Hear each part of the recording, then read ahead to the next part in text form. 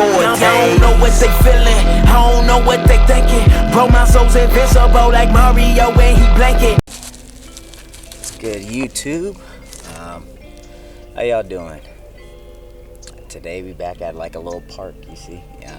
Obviously, you could tell. Hope y'all doing good. This video, I just wanted to say the 5 things that I would tell myself if I was 18 again. So, being that, well, let me preface that I don't know everything. I'm not like the smartest guy in the world. I'm not here to be like the all-saying authority, but I do think I have some knowledge, a little bit, you know, and you guys can take it how you take it. But the first thing is, number 1, don't react based on your feelings. And what do I mean by that? Like, you should always take the time to obviously feel what you feel and process your emotions, but you shouldn't respond to things based off of your emotions, because I've learned that when I respond from an emotional place, I'll either do something that I don't mean, say something that I don't mean, or overreact to a situation because I never take the time to really gain understanding about it. You should try to communicate with people, right? When you have a problem with someone or when something's going on in your life, you shouldn't make assumptions, right? When you're reacting to something emotionally, you're probably assuming something that you don't know to be true. And instead of assuming, you should try to gain clarification from someone. Or even if your life, like right now, there's a lot of things in my life that are not what I want them to be, or can kind of disrupt where I think I should be in life, but I can't let that dictate how I respond, right? I can't let that make me sad and sorrowful and, you know, wishing that X, Y, and Z would happen. Instead, I have to make the most of what I do have, right? Be content in where I am, even though it may not be where I want to be. I need to be okay being where I am. Number 2, always put your trust in God. Don't trust yourself. Don't trust people. Don't trust systems. Trust God, right? Number 1, if you put your trust in yourself, the Bible tells us our heart is evil and wicked. And you will lie to yourself. Inevitably, I don't care who you are, eventually you will lie to yourself. You will do something to yourself that goes against what you believe because of our sin nature.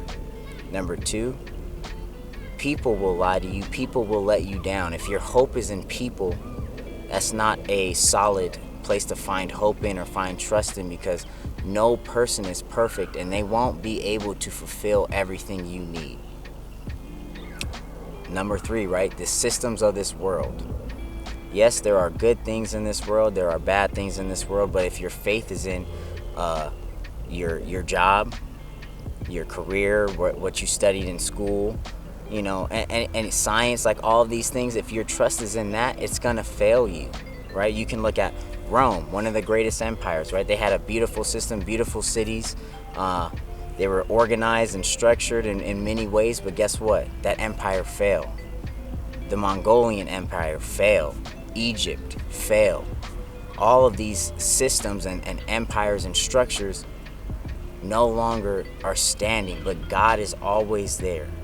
God is what remains solid, right? And I want to talk about, if you guys aren't familiar, when in Daniel 6, Daniel going into the lion's den. So Daniel was a servant to the king, and the people around the king did not like Daniel, but they could never find fault in him.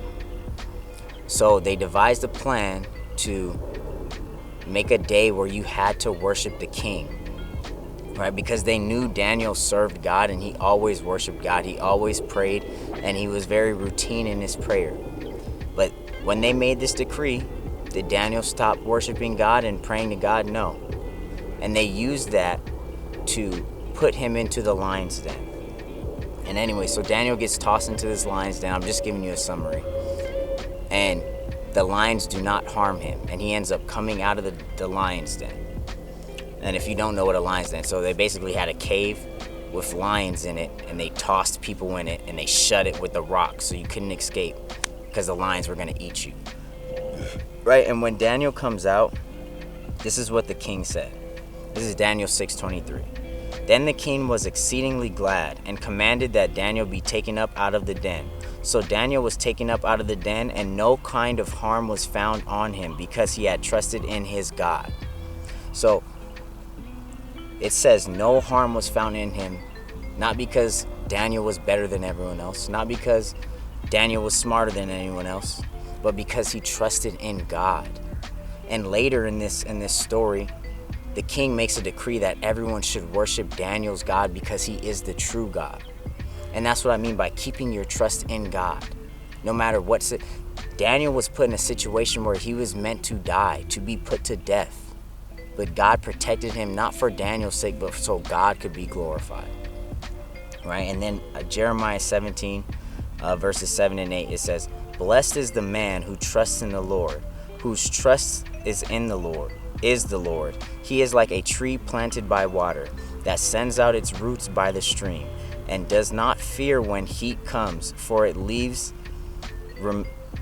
leaves remain green, and it is not anxious in the year of drought, for it does not cease to bear fruit." And that tree is rooted, is planted, right? And that's what it's saying. Like, when you trust in God, you're planted, you're rooted in him. When you're trusting in God, you're rooted, you are grounded. He is your foundation. And no matter what is going on around you, he will keep you secure. It may feel like everything's falling apart. It may feel like you're losing this. You're not where you think you should be, but ultimately God is in control of everything, and he is sustaining you. So as whoever's watching this, like, I don't know how old you are, right? There's been many times in my life where I tried to solve the problem. I tried to fix this. I tried to do this, and I tried to force outcomes. You cannot force anything, right? Trust God. Do what God is telling you to do. Focus on your relationship with him, right? Seek first the kingdom of God and its righteousness, and all else will be given unto you. It says that in Matthew. So trust and focus on God and let him work everything out. Okay, number 3. Don't let your life experiences shape you negatively. In life, we're all going to go through situations that hurt us, that can cause us to just suffer a traumatizing experience. But you can't let that single experience shape your whole outlook on the world. Maybe someone hurt you, or a bad thing happened to you, and it might suck, but you can't let that change your entire perspective on the world, right? Because say we'll do this for example. Say you are in a relationship and someone cheats on you. You can't take that and be like, every person that I meet and want to pursue a relationship with is going to cheat on me. And then you're viewing every action from the lens of this person is going to do wrong. So you're looking for wrong where it's not. You're going to assume things. Your mind is very delicate, right? So if you're looking for something, you can tell yourself and make up a story in your mind to validate it. And then you're going to react and respond to situations based off of an assumption you made that is not true, right? You never know. And when you hang on to this trauma and this pain, it shapes how you view the world and people. And then you can become distant, right? You can become evil. And you may not show it, but in your mind, you're going to always be having this battle of like, oh, if I do this, then this person has the opportunity to hurt me, and I don't want to be hurt again. I don't want to feel that again, right? You cannot grow till you're willing to be open and you're willing to gain a connection, right? Relationships with people require openness. And we are a communal race and of people, like, and when I'm saying I don't mean like ethnicity, I just mean of humans, right? We are designed to be in community. But when you hold pain and hold on to trauma, it will affect how you live within that community. And this verse right here, Ecclesiastes 11:10, it says, remove vexation from your heart and put away pain from your body, for youth and the dawn of life are vanity. Okay, so vexation is frustration, right? So it's saying remove frustration from your heart. You don't need to be frustrated. You don't need to be tired. You don't need to. God is, if your trust is in God, He's always in control. He's always setting things up. You just need to focus on Him. Okay? And then it says, put away pain from your body, for youth and the dawn of life are vanity, right? None of us are going to be young forever. If you can waste all of your youth, all of the time when you're the most free, you're the most available, hiding and trying to protect yourself because you're afraid of going through pain again. And I know this from experience, right? You will miss out on opportunities because you let your pain guide you, not God, right? You idolize your pain and what you've gone through. And so that disrupts you from moving how you're supposed to, right? Because you're so focused on this pain or this event. You're like, I can't let this happen to me again. This will never happen to me again. And by doing that, you close yourself off and you build walls. And you may not even realize that you've built so many walls until you come into a situation where it requires you to open those up, and then you're afraid to. Another verse, right?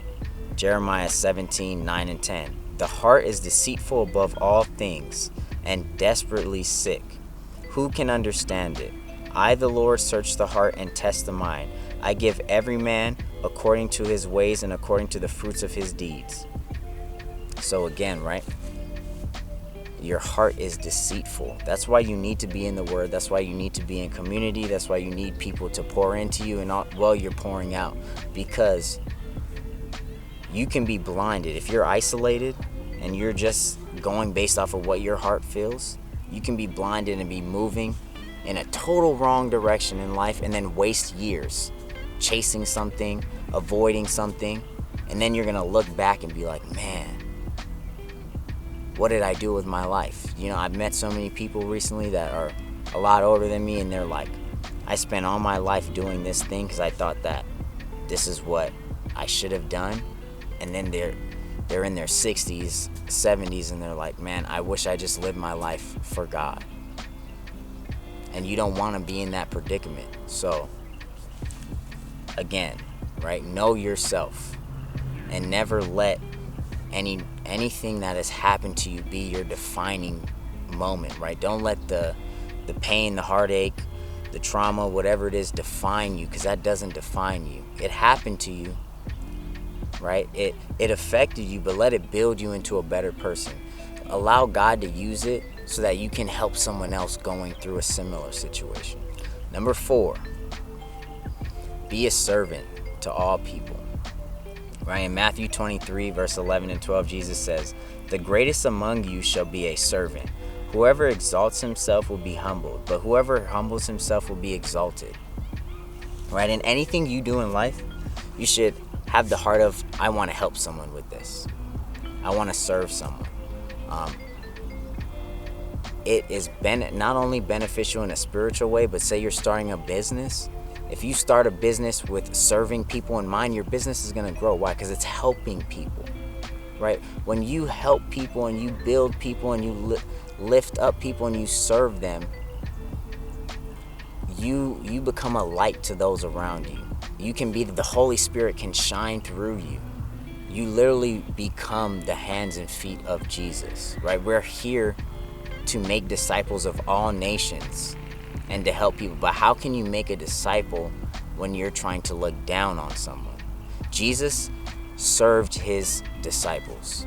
He taught them how to serve, how to care for the people. He said, care for the widow, care for the orphan, love those who need love. Show people that you're concerned, that you are here to help them. Be beneficial to someone around you. So number 5, do not live for the opinions of other people, but live to please God. Right, I put this in here because many times I spent my life trying to please everyone and be popular and fit in and be a part of the group and be a part of the crowd. But what I learned is, yes, when you're popular, everyone knows you, you always have people around you, there's always a group, but number one, you compromise yourself to gain that. And number two, not everyone that, when you're in this popular state and everyone knows you and you're the guy or the girl, right, and you're so cool and all that stuff, the people around you, not everyone around you is for you, right? A lot of the times when you become the cool person or the known person, some people are around you just because of that notoriety they get from being around you. It can cause you to go down the wrong path, because once you compromise a little, you're going to be willing to compromise here, then there, then there, then there, and then you can eventually fall into this place where you don't know who you are anymore, because you're doing this to fit in with these people, this thing to fit in with these people, and this thing to be in this group, right? And it's like you lose sight of who you are. And honestly, anyone that does not accept you for who you are as a person is not for you, right? You shouldn't have to force someone to like you, or force someone to allow you in their circle, or force someone to befriend you, right? The true friends you're gonna have are gonna be people that take you as you are. Now, a good friend will wanna see you do better and help point out areas of improvement in your life, but they're still gonna love on you where you're at right now. It's just so much better when you care about God's opinion, right? It's impossible to please the world. You cannot please every person on the planet. It's impossible, you know? And when I say don't care about opinions, I'm not saying be rude, be demeaning, be like a dickhead. That's not what I mean. Still be humble, still be a servant, still apply all the other things I'm saying. But don't let someone's opinion of you make you change you. Some people are not gonna like you. Some people are gonna like you. If someone doesn't like you, that's okay. There's nothing wrong with that, but that's not for you to concern yourself with. You should only be concerned with growing in God and being a better version of you than you were yesterday, right? And when you are authentically you, people will find you, right? The right people will come around you. You should never, ever, ever, ever, ever force yourself to fit somewhere. But instead, be authentically you. And sometimes you might have to be yourself and be around people that don't understand you and they're trying to figure you out, and wait on God to reveal who you are, right? Because I've been in a lot of situations where it's like, you're a new person in this area and people talk about you and what you do or what you say and pick it apart to try to understand you more than they talk to you to gain that understanding, right? And don't be that person that talks about someone. Talk to people. Learn firsthand who they are and what they mean behind their actions, instead of trying to figure it out yourself, because you're most likely gonna always be wrong. And with that, y'all, that's the video. I love y'all. I'll see you on the next one. Shout out Yerba Mate. It's cold. I'm out. Peace. Said that you don't got the victory over us now. No. Yeah. All my life they always looked at me like I was perfect.